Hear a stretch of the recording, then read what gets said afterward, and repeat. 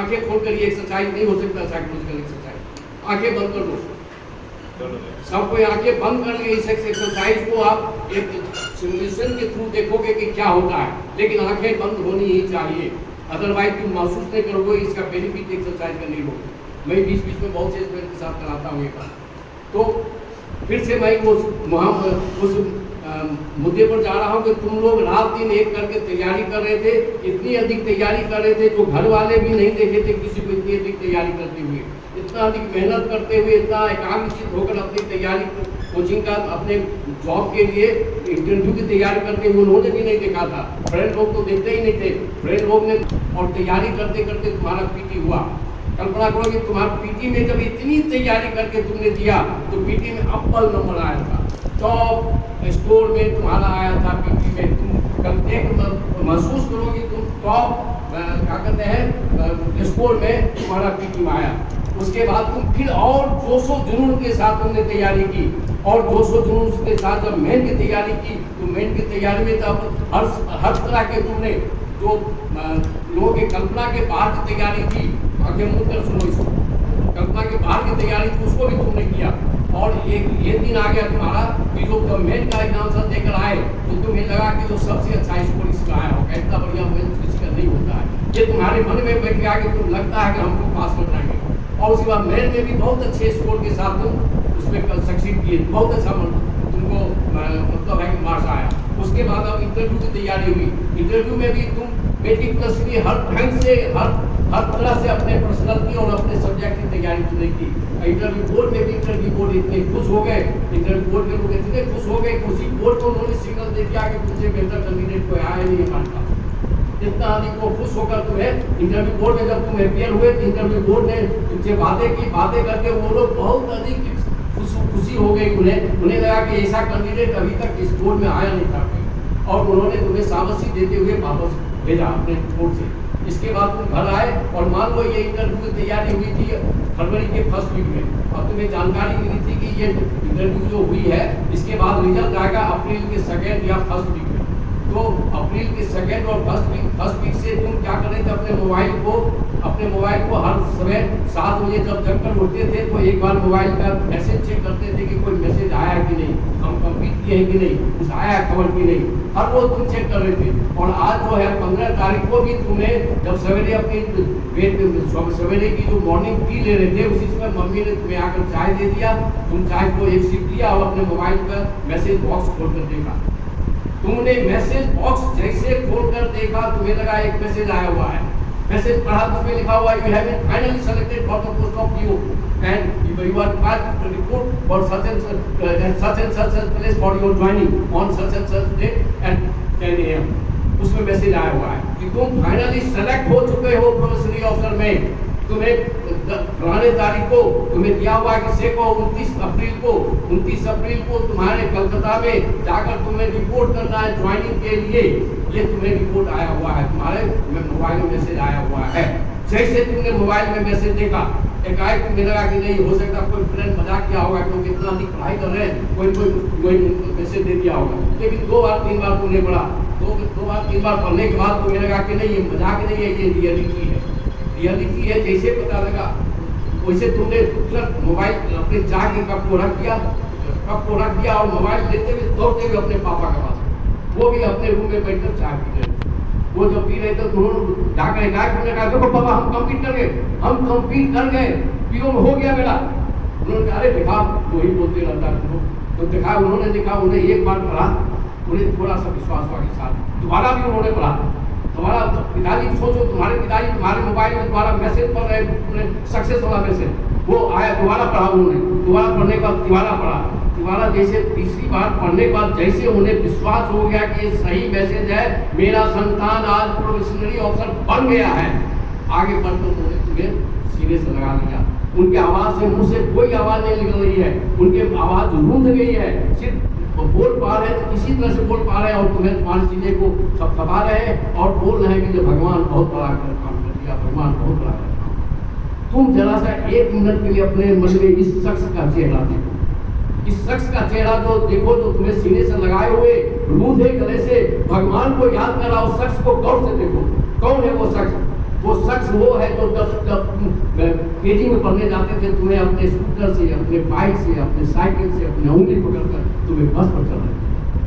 ये वो शख्स है जो तुम्हारे एडमिशन के लिए स्कूल में जाकर एडमिशन करवाया था।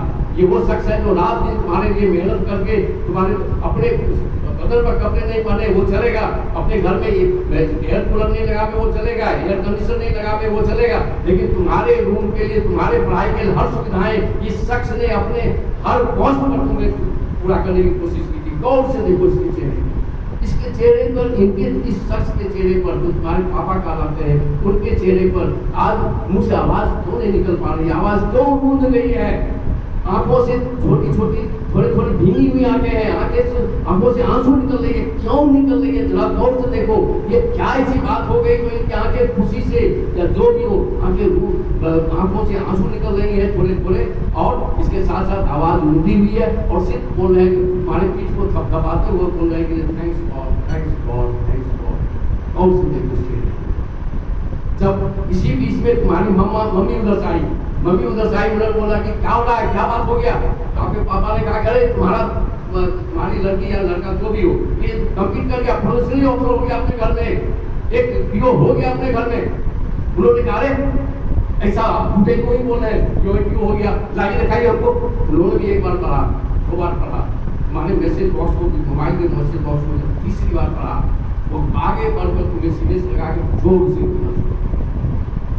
से बोल रही है, तुम्हारी माँ तुम्हारे सीने से लगाए हुए कुछ नहीं बोल पा रही है, उनके मुंह से सिर्फ रुलाई निकल रही है, रुलाई की आवाज तुमको सुनाई पड़ रही है और तुम्हें जोर से सीने से खींचे हुए साथ में लगाए हुए। अब जरा गौर से देखो इस शख्स, ये कौन है? ये कौन है जो इस तरह से तुम्हारे सक्सेस पर उनकी रुलाई नहीं रुक रही है, खुशी के आंसू रुक नहीं गए हैं, मुंह से और कोई आवाज नहीं निकल रही है, वो कुछ नहीं कर पा रही है, सिर्फ तुम्हें सीने से लगाए हुए रो रही है। कौन है ये? तुमने उनकी झोली में तुमने क्या डाल दिया, कैसा हो गया? क्या गौर से देखो, गौर से उनके चेहरे को देखो। ये वो शख्स है जो तुम जब बच्ची थी तुम्हारे टिफिन में 102 डिग्री बुखार होने पर भी तुम्हारे क्लास के लिए टिफिन में बनाकर भोजन बनाकर, जब 102 डिग्री बुखार था तभी इन्होंने सवेरे जाकर तुम्हारे लिए टिफिन तैयार किया था और तुम्हारे टेस्ट का चीज तैयार करके तुमको दिया था। बचपन में भी जब सेकेंडरी स्कूल में गए थे उस समय भी, आगे भी, अभी भी जब तैयारी कर रहे थे तो जब तक तुम नहीं सोचते थे घर के हर कोई खुश हो जाते थे, लेकिन ये सोचती नहीं थी, ये सोचती थी कि जो जगा हुआ बेटा है अपनी पढ़ रही है, ये इसमें इसको चाय की जरूरत होगी, क्या जरूरत होगी, हम जगह रहेंगे। अब आज के दिन में इनकी रुलाई नहीं रोक रही है, क्या तुमने कर दिया? अब जरा सा ठीक से सोचो, इन लोगों को तुम्हारे पिता के मुंह से आवाज नहीं निकल पा रही है, मम्मी की आवाज से मुंह से आवाज नहीं निकल पा रही है, रुलाई चला गए, ऐसा क्यों हो रहा है? क्योंकि तुमको तो 3 साल से तुमने अपना ड्रीम पाला था, तुमने 2 साल 3 साल से ड्रीम पाला था, ये दोनों शख्स तुम्हारे 18 साल पहले से ड्रीम पाले हुए। जिस दिन तुमने पैदा लिया तो उसी दिन से वो सोचा था कि मेरा संतान ये बनेगा, समाज में कुछ बनकर हमारा नाम रोशन करेगा, जो हम नहीं किए उससे भी आगे करेगा। और इसके लिए उन्होंने 18 साल से, 17 साल से, 20 साल से रात दिन एक करके तुम्हारे साथ, तुम्हारे सक्सेस के लिए अपना सर्वस्व निछावर कर दिया था। इस शख्स को गौर से अब गौर देखो कि घर में माहौल कैसा हो गया, जो छोटे छोटे बच्चे हैं कैसा महसूस कर रहे हैं, घर में किस तरह का माहौल हो गया, जंप कर रहे हैं बच्चे छोटे छोटे, बड़े आकर खुशी में तुम्हारे बधाई दे रहे हैं, इस तरह का माहौल घर में एक within a fraction of minute ऐसा घटती सी घटना कैसे घटती, क्या हो गया घर में? उसके बाद मम्मी ने कहा कि जाओ तुम ही अपने पैसे दिए, तुमको 500 रुपये दिखाओ, जाकर मिठाई लेकर आओ, तुमको मिठाई खिलाएंगे।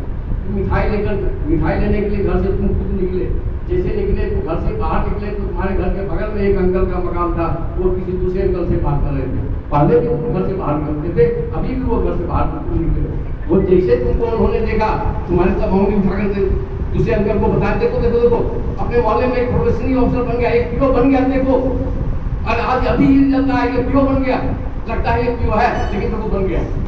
अब दोनों जो तुमको देख रहे हैं किस निगाह से देख रहे हैं? पहले भी तुमको देखा, पहले भी तुम घर से बाहर निकलते थे तो देखते थे, अभी देख रहे किस निगाह से? और से महसूस करोगे क्या तुम्हारे बारे में, तुम्हारे मोहल्ले का विचार क्या बदल गया? एक काय किस तरह का सिचुएशन चेंज हो चुका तुम्हारे बारे में लोगों का ओपिनियन। अब मिठाई लेकर आए, तुमने अपनी मम्मी को दिया मिठाई, और मम्मी पापा एक एक मिठाई तुम्हारे मुंह में डाल रहे हैं। देखो मिठाई तो तुम्हारे मुंह में डाला, मिठास किसी मुंह में डाला? जिनके मन में मिठास भर रहा है इसको महसूस करो। तुम्हारे मम्मी और पापा के मन में ये मिठास महसूस करो। अब 1 मिनट के लिए अब अपने आप में खुद सोचो, जब तक ये रिजल्ट नहीं आया था तब तक अपने को क्या सोच रहे थे? जब तक ये रिजल्ट नहीं आया था तब तक क्या सोच रहे थे? अपने से इन लोगों से भी पूछना, क्या सोच रहे थे उस समय? जैसे रिजल्ट आ गया उसके बाद तुम अपने बारे में, तुम्हारा खुद का ओपिनियन क्या हो गया? खुद अपने बारे में क्या सोचने लगे? तुम्हारे माता पिता को क्या सोचने लगे? तुम्हारे रिलेशन क्या सोचने लगे? तुम्हारे मोहल्ले के लोग क्या सोचने लगे? सोचो। और ये जो सिचुएशन आया है, जरा 1 मिनट के लिए सोचो, क्या अन्याय टपक गया है? क्या तुम्हारे कुंडली में लिखा हुआ था इसलिए हो गया है क्या? नहीं, तुमने रात दिन एक करके मेहनत किया था। तुम्हारे पीछे इंटायर मेहनत तुम्हारे परिवार का है, तुम्हारा मेहनत है। अनडिवाइडेड अटेंशन लेकर जब तुम बैठ गया था तो तुम्हारे घर के लोग भी सोचेंगे जब इतना ये मेहनत कर रहा है, जिसके साथ जो भी इसको चाहिए वो देंगे, लेकिन इसको सक्सीड करवा के छोड़ेंगे। घर के लोगों ने भी entire energy, entire attention, entire अपना अटेंशन तुम्हारे लिए लगा दिया था, और इसी चलते ये फल आया। यानी ये रियलिटी है कि अगर तुम कसम खा लो, तुम अपने आप में सोच कर बैठ जाओ कि हम हर हाल में इसको निकाल लेंगे, तो आज जो तुम्हारे सामने बैठे हुए लोग हैं वो लोग भी तुम भी यहाँ कर बैठोगे। कि रियलिटी है कि तुम अपने मन में मान लो। इसीलिए अपने सोचो, आज तुम कसम ले लो, आप अपने आप को पहले महसूस करो क्या यू कैन डू इट कि नहीं, ये सोचो। अगर सोचते हो तो बोलो आई कैन, मन ही मन बोलो आई कैन डू इट, और उसके बाद बोलो आई विल डू इट। 3 बार कम से कम बोलो I can do it, I will do it, I can do it, I will do it, I can do it, I will do it. अपने आप में कसम खाते हुए धीरे धीरे क्लासरूम में आके पहुंचे वापस। Please come in class. ये तुम्हारे हाथ का चीज है, कोई बाहर का चीज नहीं है, तुम्हारे कैपेसिटी के अंदर है। और जितने लोग तुम्हारे तक निगाह